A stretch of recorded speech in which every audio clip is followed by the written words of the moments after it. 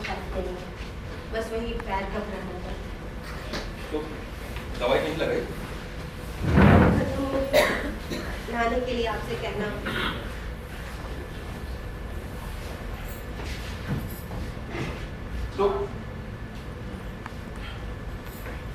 तो फिर यहाँ आ जाना चाहिए था मेरे पास।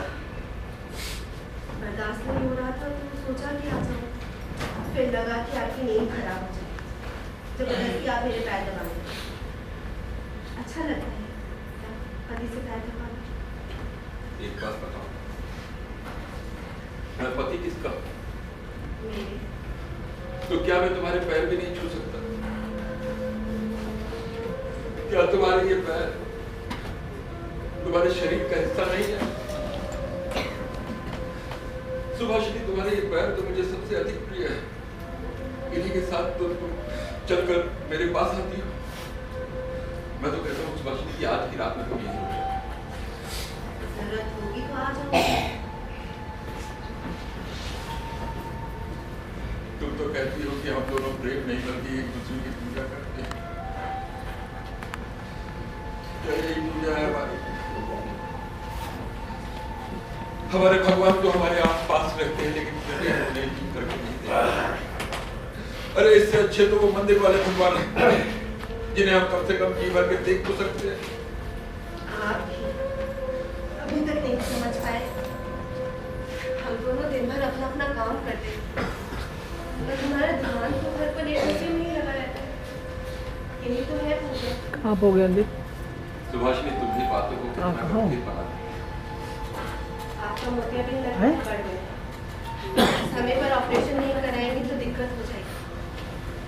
जानता हूँ, लेकिन बच्चों को तो इन सब बातों का ध्यान देते ही नहीं।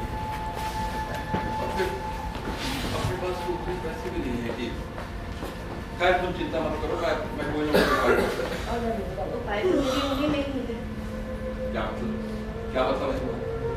अब तुम्हारी ये अंगूठी बेचकर मैं अपने मोतियाबिंद का इलाज कराऊंगा सुभाषिनी? अरे कुछ भी तो नहीं बचा है तुम्हारे पास सिवाय इस अंगूठी के। और औरतें बिना गहनों के अच्छी नहीं लगती। जब देखने वाली आंखें ही नहीं रह जाएंगी तो अच्छी क्या होगी? आपकी आंखें अमूल्य दिखने देगी। इन्होंने ही तो मुझे बताया है कि मैं कितनी सुंदर हूँ। इन्हीं के सहारे में प्रेम के गहरे सागर में। अगर इन्हें कुछ हो गया तो मेरी सुंदरता तो चली जाएगी, मेरा सागर तो सूख जाएगा। मेरे लिए इनका ख्याल रखो। दोस्तों, हमारे यहाँ जीवन की 4 अवस्था बताई गई: ब्रह्मचर्य, गृहस्थ, संन्यास, वानप्रस्थ।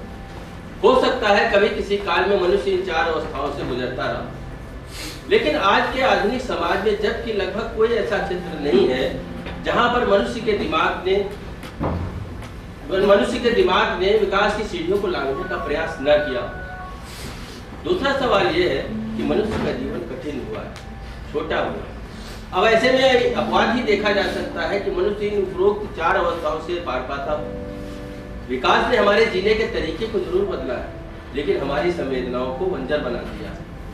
हाँ, ये ठीक है कि चिकित्सा विज्ञान में मनुष्य की औसत आयु में इजाफा हुआ है, लेकिन सवाल फिर वही खड़ा है कि क्या ये औसत आयु अपनी सामान्य जन तक पहुंच बना पाई है? बुढ़ापा एक ऐसी अवस्था है जहां हमें प्यार की ही नहीं, संवेदनाओं को समझने की भी जरूरत होती है।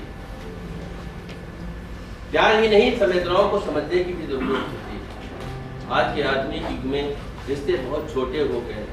जिस कोख से हम जन्म लेते हैं उसे ही आज के आधुनिक युग में या तो हम नकारा साबित कर देते हैं या फिर उनसे दूरियां बना लेते हैं। फिलहाल बालकृष्ण और सुभाषिनी पर आते हैं। धीरे धीरे हालात बदलते जा रहे थे। सुभाषिनी धीरे धीरे कमजोर होती जा रही है। ऐसे किसी गंभीर बीमारी के लक्षण तो नहीं थे, इसीलिए उस पर कोई ध्यान भी नहीं दे रहा। सबकी जिंदगी चल रही थी, दौड़ रही थी, दुखी रह गई थी तो सिर्फ बालकृष्ण बाबू की जिंदगी। उनका ध्यान हमेशा सुभाषिनी पर ही लगा रहता। वही करते जो उसे अच्छा लगता। कभी कभी बाजार से उसके लिए चूड़ियां ले आते, बगिया में जो फूल होते उसकी पसंद के फूल तोड़ लाते। दोपहर में जब वो आती तो तकिया के बगल में रख देते। वो फूलों को देखती, महसूस करती और फिर आंखें बंद कर लेती। समय के पेड़ पर इनके प्यार का फल पकने लगा था। शायद फल गिरने का वक्त धीरे धीरे नजदीक आ रहा था। तभी तो पेड़ की हर पत्ती इस पत्थर से चूम के लाल थी की तरफ कर बालकृष्ण बाबू सुभाषिनी के पास आए। उनके चेहरे पर आते जाते भाव कभी पिता का रूप लेते, कभी पुत्र, कभी मित्र, तो कभी प्रेम। उनकी आंखें डगडगा जाती, पर अपनी आंखें वो नहीं चाहते थे कि आंसू आकर सुभाषिनी के चेहरे को उछल सके, पर आंसू थे कि मानते नहीं। लगता है आज इनके भीतर सब कुछ खाली कर देते। सुभाषिनी उनके आंसू देखकर टूटती जाती है। इस हालत में भी वो उनका मन बनाने की कोशिश करती, इधर उधर की कुछ बातें करती। बालकृष्ण बाबू ऊपर से तो हंसते, पर जब मन नहीं मानता तो बाहर जाता, पर जीत बोलकर रो भी नहीं पाते। अंदर कमरे में सुभाषिनी जो है उसे कैसे छोड़ देते, फिर बगल में आकर बैठते। आज सुभाषिनी की तबीयत अधिक खराब थी। बड़ा बेटा भी घर पर नहीं था, अगर होता तो डॉक्टर बुलाने के लिए